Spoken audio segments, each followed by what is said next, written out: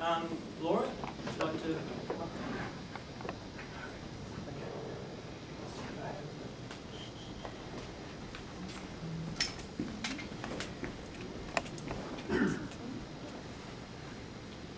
You know, all week I was thinking, what will I do for this talk? And I thought, I'll do this marvellous PowerPoint presentation that will dazzle them.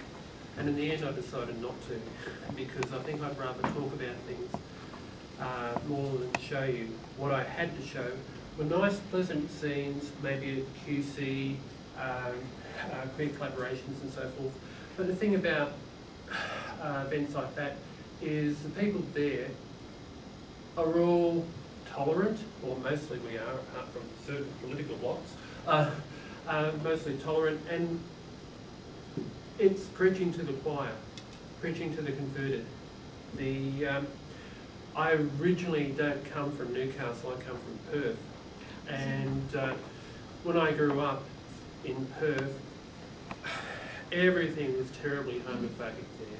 I mean, that was the 60s, that was the 70s, and at high school, for example, I tended to eat my lunches next to the library and I'd sit with the girls, but there were other reasons behind that. It's just that at the time, you know, I wasn't going to come out with that at all. I was denying it myself, and I spent about 20 years trying to be a guy. And failed, of course, because I wasn't. But what happened, I finally started my gender transition back in Perth. And I got to the point where, as I got further and further into my transition, it became harder and harder for me to accept where I had been, because for almost 20 years I'd been in the public service.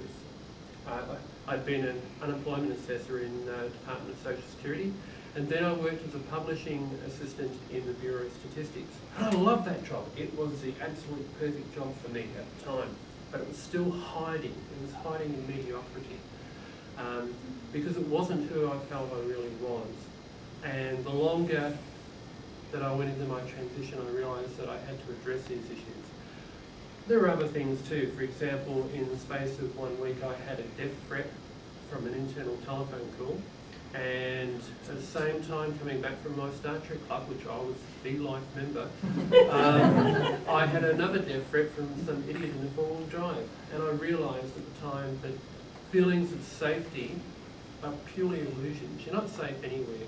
You're only as safe as you think you are and how you behave. It'd be nice to think of ghettos and such like, but those are illusions too, because as people, we all live in a community. We need to. I've known some people who've transitioned and they become isolated. They live in a flat and they might live vicariously through the internet, and they don't go out at all and they don't see anybody. And really, if you weren't on the internet, you wouldn't know they were alive. And what's the point of going through a transition and becoming dead? There's no point at all.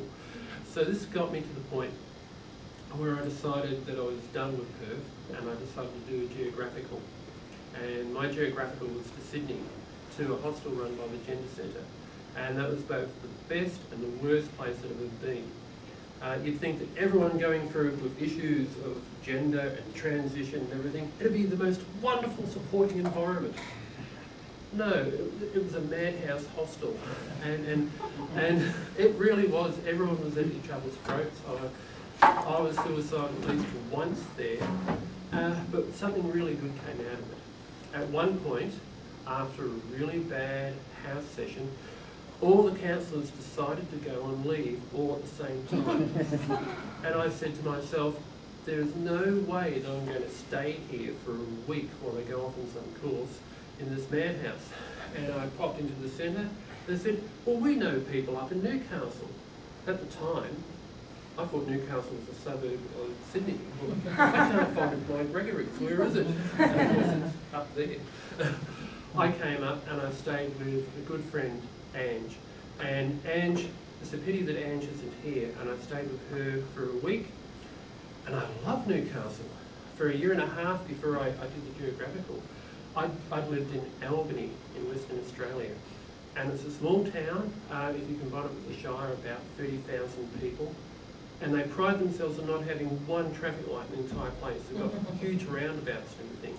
And it's a port city. It's the original port in Western Australia. It beats Perth by who knows how many years. But I came to Newcastle and I thought, Newcastle is Albany times 10. And literally it was, because at the time, the population was 300,000.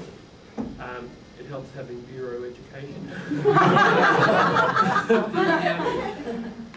And I thought, this is really interesting, because one of the things about transition, it's not just, well, at least for me, it wasn't just about changing gender, about going from a man to a woman. It was about being me.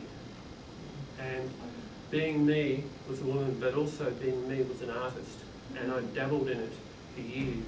The truth is that after high school, I really wanted to go to university. Both my brothers had gone to university over in Western Australia, one to the WA Uni and one to Curtin, which at that time was called Wait. And Wait was what I felt I was doing. So I checked out a few places. I thought, let's not jump the gun. I checked out the university here, and my first impression was, it's big. But then I went up to Lismore. I had friends up there, and I checked out Southern Cross University. Now, I'm not bagging out that university. I'm sure it's wonderful. It confirmed one thing. I walked into the painting studios. I could smell the terps, and I was drawn. Yes, I knew that I had to do the course. But I also knew that living in Lismore, I'd go nuts within about 3 weeks. I would have explored everything. It felt like, in a way, Newcastle for me was a real city with a real university, and Lismore and Southern Cross was just too small for me. I wanted to go somewhere to expand my horizons. I wanted to get an education, and that was really important for me at the time. I dropped out of high school for one reason or another. I couldn't cope with high school because it was just too much pressure. I didn't last in the jobs I had, but I'd always wanted to go to university. I got in as a mature age student. I presented a portfolio, and I started my bachelor's here at Newcastle Uni in 1997. At the time, I was living in Carrington, and my experiences there were not that good. I was hounded by no less than 2 sets of teenage boys for being different, and it was rather curious because at the time back then there were, and I didn't know this until I left, but there were the gays in Carrington, and they were a known quantity, but I was something different. And I had one set of teenagers would hound me on the street, and the others would go run past and kick down my front door. I was not sad to leave, but what I found at the time at university was an entirely different environment. I had a car. I'd come to uni, and the first year of being on my bachelor's was totally overwhelming because how many people come to university? It's fabulous.